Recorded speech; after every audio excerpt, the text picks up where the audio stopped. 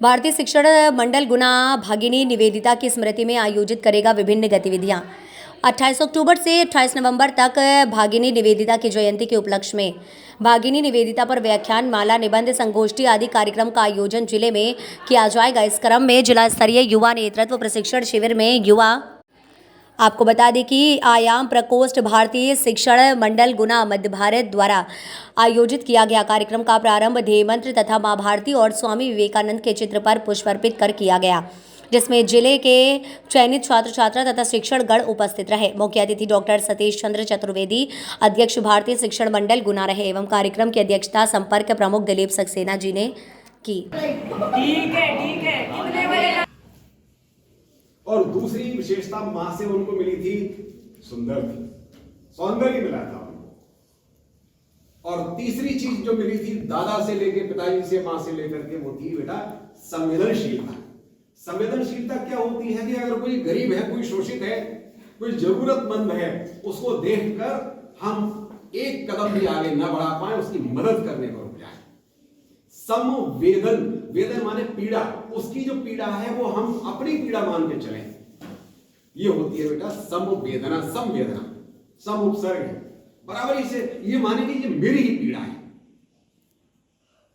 विवेकानंद के गुरु रामकृष्ण परमहंस नदी पार करने के लिए नाव पे बैठे, उस किनारे पर एक मल्लाह को कुछ लोग पीट रहे थे और लाठियों से पीट रहे थे, और उन्होंने केवल देख भर लिया, वो इस किनारे पे है, वो उस किनारे पे है, पिटने वाला देख भर लिया। और आश्चर्य, इसको कहते हैं बेटा तादात्म्य, तन्मयता। वो मल्लाह में इतने तन्मय हो गए कि वो बाद में जैसे लाठी उस पे पड़ती थी।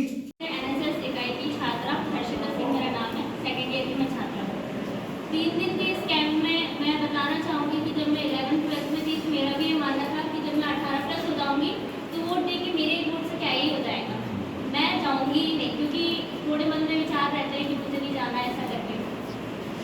बट कॉलेज में जब हम आए तो एनएसएस से ज्वाइन हुए तो और भी हमने प्रोग्राम किए। जब जाते हैं, सांस्कृतिक कार्यक्रम करते हैं दूसरों के साथ में, जब दूसरों को मोटिवेट करते हैं तब हमें भी लगता है कि नहीं हम गलत हैं।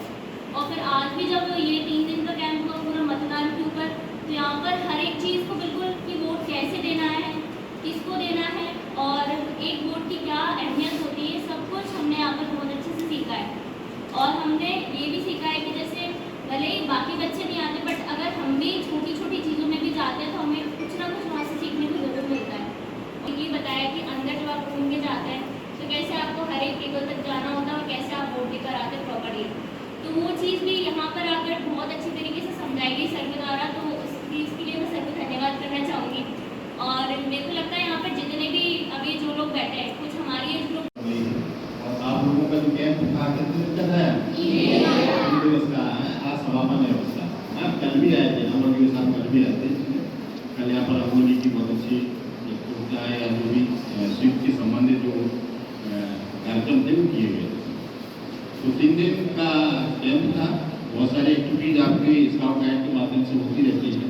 तो जिस हमारा मध्य प्रदेश में जो विधानसभा चुनाव हो रहे हैं, कितनी तारीख को है चुनाव? 17 नवंबर को चुनाव है।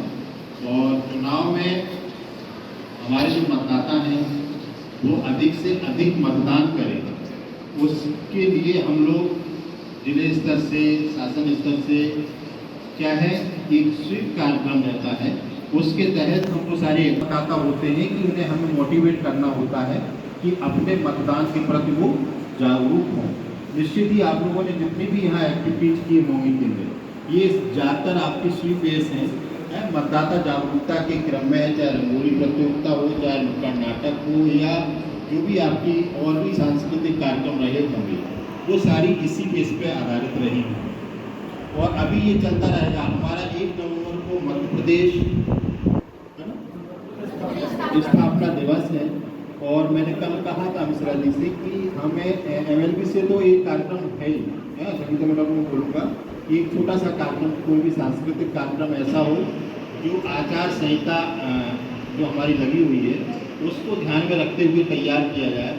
और एक यहाँ पर आपके स्काउट गाइड की तरफ से एक कार्यक्रम हो जाएगा, संयुक्त कार्यक्रम हो जाएगा। 2 बच्चे, 2 स्कूल से लेकर 5-6 बच्चे लेके और ठीक करवाती है। हाँ। थोड़ा सा एक-एक करके तो वो वहाँ पर जिला जो हमारा मुख्यालय है, कलेक्ट्रेट है,